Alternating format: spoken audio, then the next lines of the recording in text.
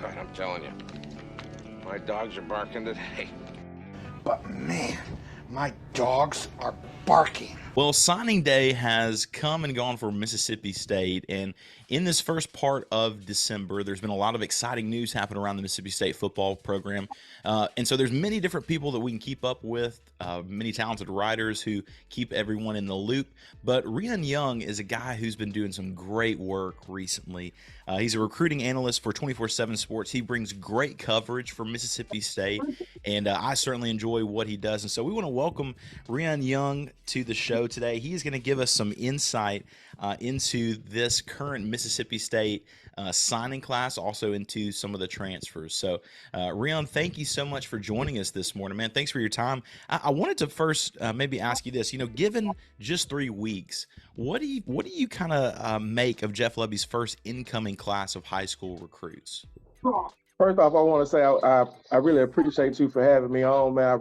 I thank you for that, and I appreciate all of your kind words.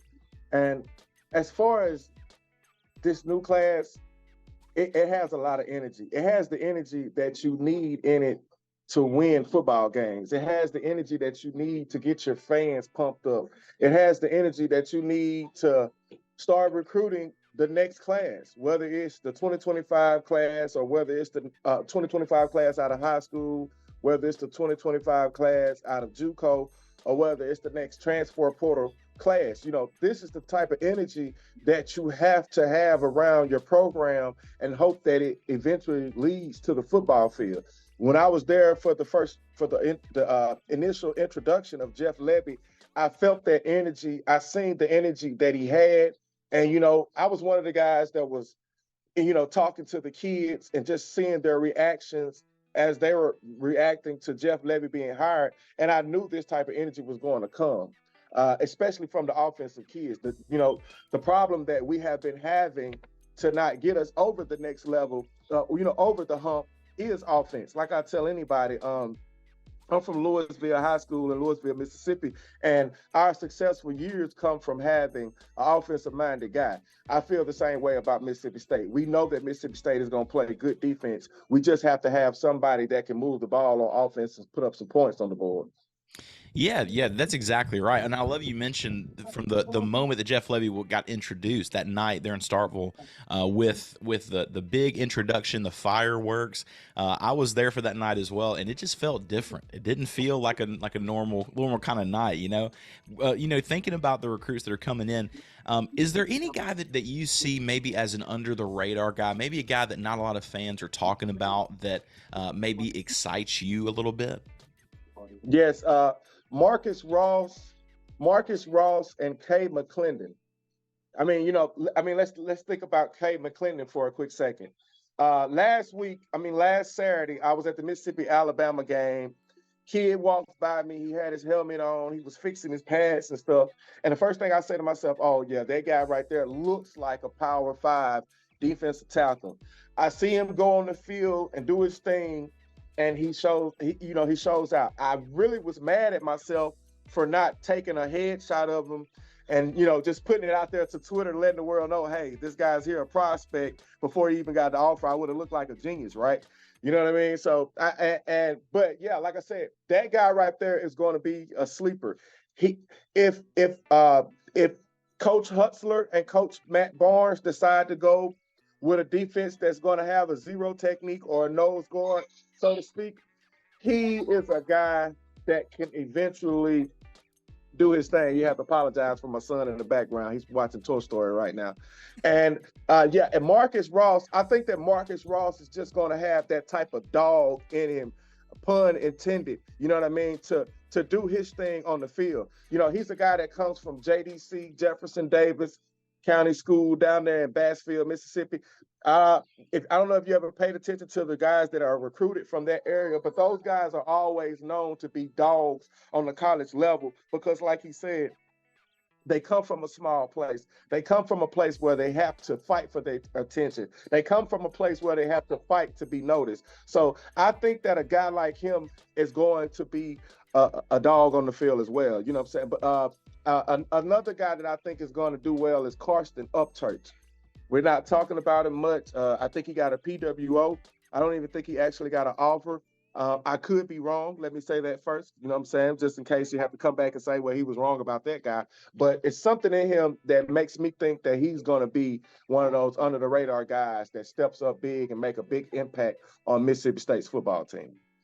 Man, yeah, that is great insight. That's wonderful. And thinking about going from high school signees to the transfer portal, again, it's like, man, only 3 weeks, 3.5 weeks that Jeff Lebby has come here, try to put a staff together, and has started getting some transfers out. What do you make of this first incoming kind of group of transfers? I love this transfer portal, guys, that Mississippi State has gotten. It surprised me that he's done as well as he done in the portal. I mean, let's talk about Kelly Akereye. You know what I'm saying? That kid right there is going to be a star at Mississippi State, in my opinion. He had over 1,000 receiving yards last season, off 48 catches, 21.5 yards per catch. This guy is going to be a star in Mississippi State's offense. I like Blake Shapen. I like Blake Shapen coming in as a quarterback. I think he's going to be the guy that wins the job. I think that from the conversation that I had with Akereye, that he is going to be the guy. I love Ethan Miner. I love his drive. I watched his high school film, and I think that he's the guy that can help us out a lot. I think that he's a guy that could possibly be a starter at center. I'm loving McCallum Pounders coming to help the team out. I think he's going to be a guy that's going to definitely be starting at one of the tackle positions. I love Trey Wright coming in from Memphis. I love that. You know what I'm saying? Those guys right there, those are some guys that I just mentioned that I think are going to be able to immediately help out the Bulldogs next season. I see those guys right there: Ethan Miner, Blake Shapen, Kelly, McCallum Pounders, Trey Wright. I see those guys making an initial impact on this team. Yeah, and are there, like, how much more time do guys have to be able to transfer in? So, like, is it potentially Mississippi State could add 3 or 4 more guys? You think more than that, less? What do you think? Yeah. They still have some time. You still have transfers. We have Marquez McLaurin coming on an official visit January the 3rd, and we also have Cameron Smith. Both of them let me know that they will be on official visits January the 3rd through the 5th. So we still have time to lock those 2 guys in. I'm feeling pretty confident about those guys as well. Neither one of them has told me that they are going to commit to Mississippi State, but I got a good feeling about them. If they were high school guys, I would crystal ball them with an 8 by being pretty high. Are they both defensive guys? Yeah. Cameron Smith both of those are defensive backs. I don't know if you watched Mississippi State football last year, but Mississippi State could use some help in the secondary. Absolutely. And is there anything in particular that maybe recruits and kids see with Jeff Lebby that makes them excited? Maybe that did not get their attention with the previous coaching staff. Yeah, it goes all back to offense. I mean, any kid that plays defense should consider Mississippi State, even when we're not having bad years. Right now we got Big Play Slay, Emerson, Willie Gay, McLaurin, Chris Jones, Fletcher Cox still in the league, Jeffrey Simmons. If you play defense at Mississippi State, you might go pro. I think what he had an impact on is offensive recruits. You know what I'm saying?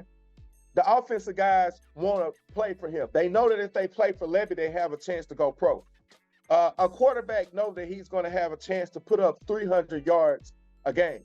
300 yards a game in 12 games is 3,600 yards passing in a season. That's what quarterbacks want to do on the college level to be able to go pro. He brought the offensive energy that we need. The offensive guys that felt like they didn't want to play offense at Mississippi State now are considering Mississippi State. Me and Caleb Cunningham have a very, very close relationship outside of what I do for a living.